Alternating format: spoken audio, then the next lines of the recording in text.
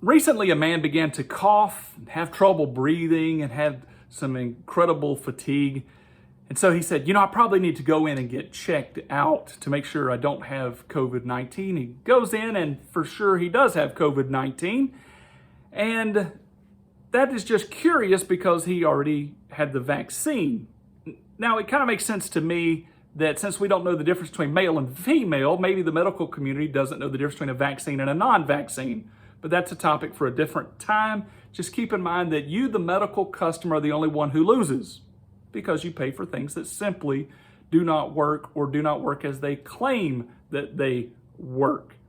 This man was obviously upset enough about his health that he begins to go in and says, hey, doctor, what do I do? And so he was sent home and they was like, yeah, you have COVID-19. Watch out for the symptoms that you already have. And it's this kind of dismissive treatment that is becoming more and more prevalent. In fact, it turns out that this guy, his symptoms escalated to such a point that he began to bleed out of his ear. Now that would make me a little worried, so I'm guessing it would concern you, and it concerned this guy. So he goes back in and he's like, hey, I'm now bleeding out of my ear. And they're like, oh, well, let's get some information from him. They get a few pieces of information from him. Like, oh, you clean your ears with hydrogen peroxide? That's the problem. Because you clean your ears with hydrogen peroxide and you're now bleeding out of your ear, you can go home. Again, very dismissive. Instead of going, man, you're bleeding out of your ear. Let's really research this. Let's dig into it. Let's do more tests. Let's do a study. Let's find out why you are reacting in this fashion since you've already been treated, and let's figure out what's really going on. But no, it's more of a dismissive pat on the back. Because you clean your ears with hydrogen peroxide, then the lining of your ear or whatnot was probably a little thin, and so now you're bleeding from your eardrum. This disregards the fact that this guy has cleaned his ears with hydrogen peroxide for as long as he can remember. But it's this kind of dismissive treatment and this kind of abusive nature of the medical community that is beginning to crop up more and more the case. And let me explain to you where this is coming from. Evolution has been taught now so far and so wide and so deeply that the medical professionals that dominate our current landscape, these medical professionals all believe that, not all, but most believe we come from monkeys and we came flipping out of a puddle and we had a tail and now all of a sudden we're humans. And so you are just cattle to them. Why should they care about you? In fact, to make this pressure worse, those in the medical community are talking about all-time student loan balances upwards of $200,000 and probably beyond that. And when you get out of school and you begin to try to make the payments on these kind of debts, that is a lot of pressure. And people also look up to you and like, you should drive a nicer car, or you should wear nicer clothes. You should be in a bigger house. I mean, for goodness sake, you're a doctor. And so as they try to accommodate this and they're trying to pay off their school debts and everything, and they look to their practice, all they now see is cattle to make profit off of. Now, this doesn't describe every single doctor, but I'm telling you about a mindset that is creeping in with this with this mindset as well. What is a doctor supposed to live for? If he believes we're just animals, then he should make the most out of this life. And the way to make the most out of this life would be to make profits. And since he's got a heavy debt load and he's got a lot of profits that he needs to make, then you can imagine how quickly that he would want to get patients in and out of his office, how quickly he would want to diagnose them, how quickly he would want to move on. Not to mention that he might be just as smart as the doctor across the street, but since that doctor is doing plastic surgery, that doctor makes twice or three times as much as this general doctor, and he might not think things are fair, and so he might to push more cattle through the stalls just to try to keep up in life. Now, with this kind of undue pressure, you can imagine how it begins to press down upon the medical customer base. Something that we have seen as of late that is popping up is this proneness now to even isolate those that are in dire times of need. There is like no focus or very minimal focus on having anybody there of any kind of comfort for those in medical need. In fact, going through the whole pandemic, though people were allowed to die basically in isolation. Now, I know there were some exceptions made and whatnot, but so often friends and family, and especially pastors, were kept out of the medical establishments, and they were only caring about the body, because they're animals anyway, and they could care nothing about the emotional well-being of the patients. This is something you need to consider and to think about.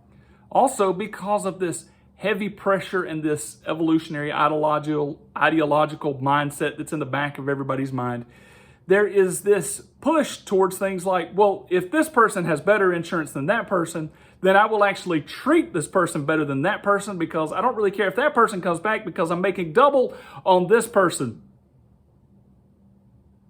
And let me get more of those people, by the way, and not really care about these people over here. So it becomes not that of service, but one of profit margins.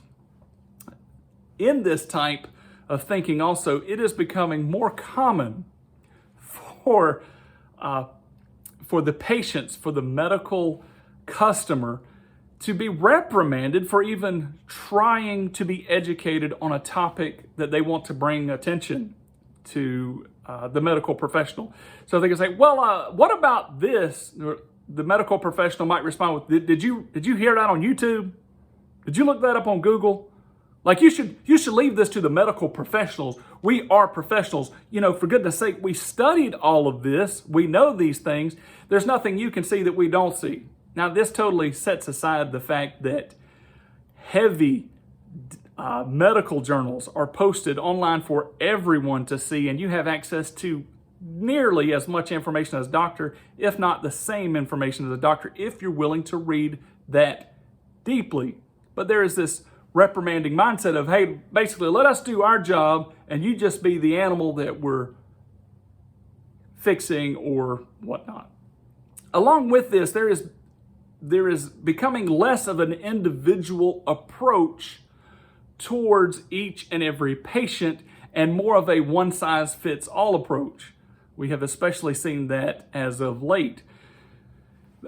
There is less care for the human being sitting in front of you because they're an animal. You're just actually treating their body. And so, the more you can treat, that's what the focus is, not the individual that you are wanting to treat.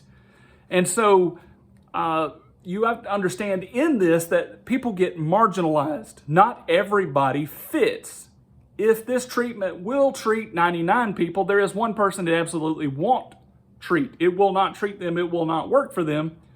But we don't care. We're worried about protocol. Well, the thing is, with every single disease out there or with every problem out there, there's always those that don't fit in the normal protocol.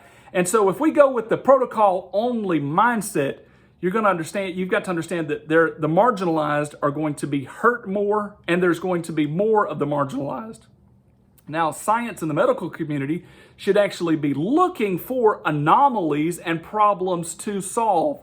They should be on the lookout for these things. They should be like, hey, this man is bleeding out of his ear. I wonder if that's happened anywhere else before. Let's record this. Let's investigate it. Let's look deeply into this matter, because there might be 1,000 people on planet Earth that are suffering with this in the same exact way. And if there is a way to fix that, we can.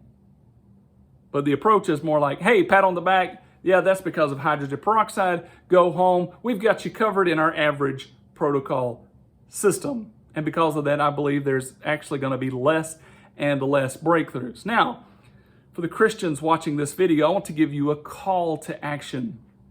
There needs to be a turning around of the medical community. Instead of this being just a processing plant for the medical profession, we need to actually turn it back into a human endeavor of love and caring. And one of the ways we're going to do that is by witnessing.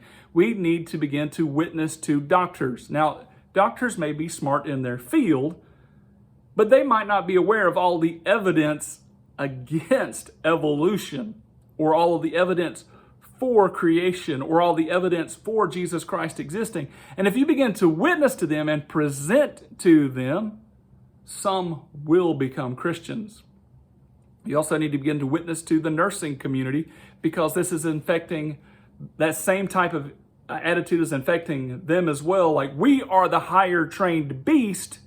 You are just here to listen and to receive your shots and to receive your medication and to be operated upon and to make us profit and go home. So we need to be witnessing to the nurses that are in these fields as well, and even those that are tending the phones. Further, we need to begin to witness heavily to the professors that are teaching these classes. I don't know them per se, but you may. Don't take it for granted that speaking for Christ matters. Now, what about the doctors out there that are already Christian, or nurses that are already Christian? You need to begin to think about, what can we do to stand up against this tide of non-caring, machine-like mechanism that is beginning to trumps over the freedoms of everybody on planet Earth, and really doesn't give a care if we hurt them while we are healing them, which is really curious. Any doctors and nurses hearing this, you need to consider possibly going into private practice.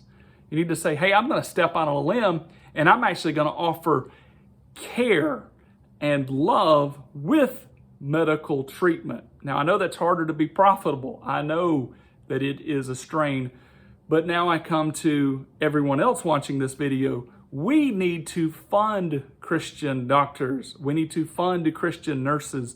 We need to make their institutions or their practices, we need to make those things prosper so that they become more influential in the medical community and not less.